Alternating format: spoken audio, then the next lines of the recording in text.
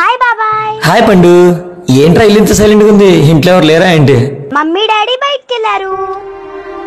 Mummy daddy ఇంట్లో లేనప్పుడు నేను డైరెక్ట్ గా డోర్ తీద్దు ఎన్నిసార్లు చెప్పాను?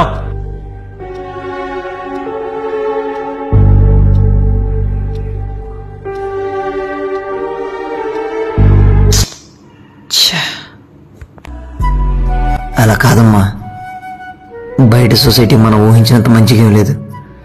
వయసు గురించి కూడా ఆలోచించకుండా చెత్తాను కొడుకు. ఇంటికి ఎవరైనా వచ్చి డోర్ కొడితే మమ్మీనో డాడీనో పిలవాలి. ఒకవేళ మమ్మీ డాడీ ఇంట్లో లేకుండా నువ్వు ఒంటరిగా ఉంటే అప్పుడు ఇలా రా.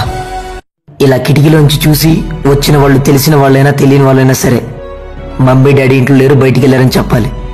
నువ్వు వెంటనే డోర్ తీయకూడదు, అర్థమైందా? ఇంట్లో ఎవరు లేనప్పుడు నీ జాగ్రత్త నీ చేతిలోనే ఉంటుందిరా. ఇప్పుడు నేను చెప్పేదంతా నీకు అర్థం కాకపోవచ్చు, కానీ ముందు ముందు అర్థమవుతుంది. నేను చెప్పిన జాగ్రత్త. అన్నయ్య, అది పాప అల్లరి చేస్తుంటాను, నేనే కొంచెం. అంతా విన్నానురా. ఈ సొసైటీలో ఆడపిల్లలు మనుషుల మధ్య తిరుగుతున్నారో మృగాల మధ్య తిరుగుతున్నారో కూడా అర్థం కావట్లేదు.